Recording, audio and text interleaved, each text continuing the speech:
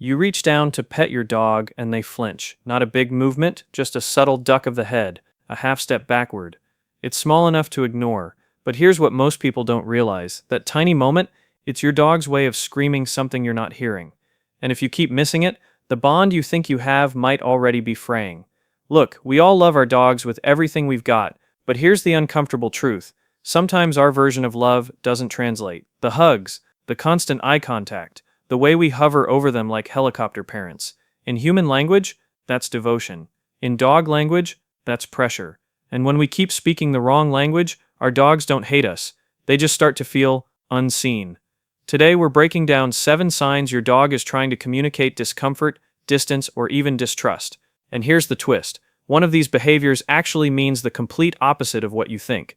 Stay with me, because by the end of this, you'll never misread your dog again. You're overflowing with love. You reach out to give your dog a gentle scratch behind the ears, and they move. Not dramatically, just enough to avoid your hand.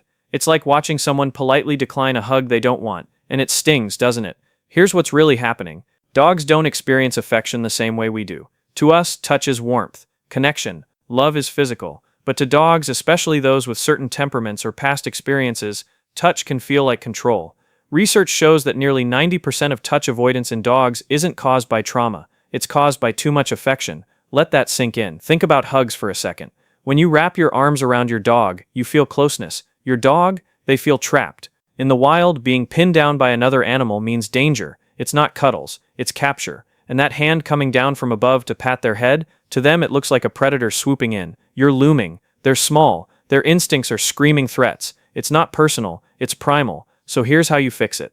Let your dog come to you first. Offer your hand low, palm up, let them sniff. That's their version of a handshake. Then go for the safe zones, chest, back, under the chin. Never from above, never forced. When your dog realizes you respect their boundaries, something magical happens. They'll start leaning into your touch, seeking it out, choosing it, and that's when you'll know this is real affection, not tolerance. But dodging touch is just the beginning, because what does your dog do when you sit down next to them? That's where it gets heartbreaking. You finally collapse onto the couch after a long day. You're thinking, perfect, bonding time. Your dog looks at you, stretches, and walks out to another room, away from you. It feels like a breakup you didn't see coming. Before you spiral, let's decode this. Dogs, like humans, need personal space. Sometimes they're tired, overstimulated, socially drained. But if this is happening constantly, if they're avoiding eye contact, changing rooms the second you sit down, or choosing literally anywhere that's not near you, that's not about space anymore. That's emotional distance. Here's the plot twist. Giving your dog space can actually bring them closer.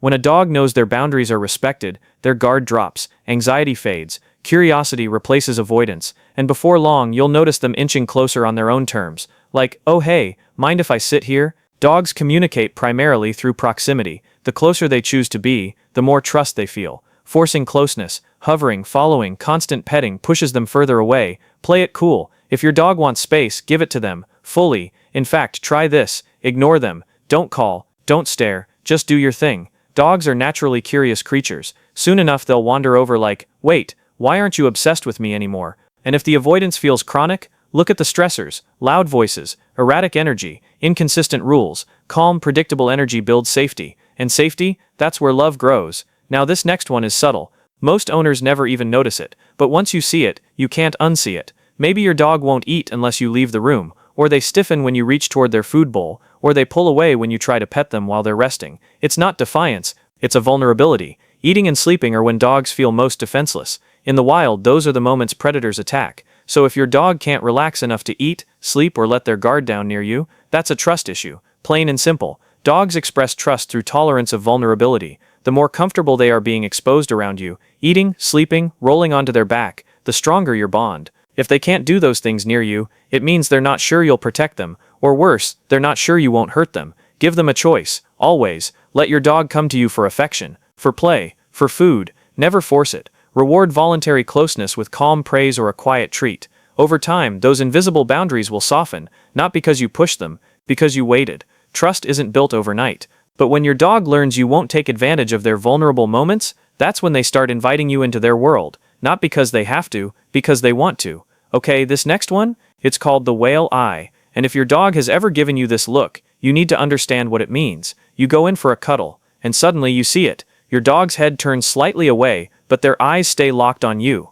You can see the whites around the edges of their eyes. It might look cute, even funny, but in dog language, it's serious. That look, the whale eye, is a warning. It means you're making me uncomfortable. It's your dog's polite way of saying, back off before I have to escalate this.